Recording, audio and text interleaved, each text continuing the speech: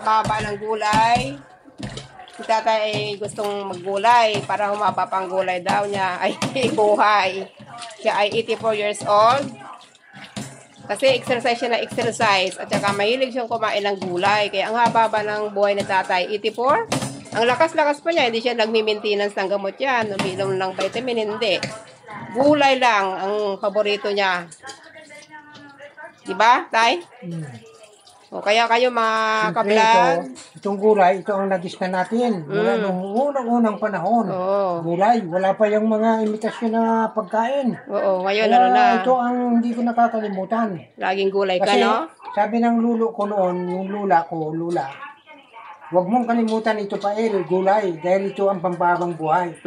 Ano ang sample? Sabi niya, tingnan mo yung mga kalabaw, ang lalakas. Kumakain ng damo, parang gulay yung damo. O, kaya yan ang hindi ko nakalimutan. Yeah, kaya ito we eat more vegetable. ito ang sinasabi ko sa mga anak ko. Kaya sa awa ng Diyos, ebidensya, mayroon namang magandang regalo sa atin. Yeah, Pinahaba ng buhay ko.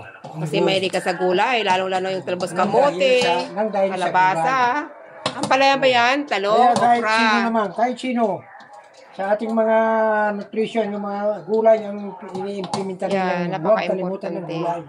Kasi itong gulay, ebidensya, pampahaba ng buhay. Thank you ka vlog. Thank you tay. Vlog. Prito rin kami ng isda para kasama ang gulay. Konting kanin lang para hindi tayo matatas ang sugar natin. Kasi nagkakaedad na. Bawang. Yan. Bawang muna. Toasted mo muna ang bawang. Medyo tostahin ng kaunti. Itong mabango. Hindi basta ilagay sa mantika na hindi pa natustahin ng kaunti. Yeah, make it dark na garlic. So, Antayin ng kaunting kwan. sikam. Mag-yelo, basta huwag lang sumubra. Yan. Then, Sunod mo na yung kwan. Buyan. onion. Yan. Yung ano, kamatis. Kamatis.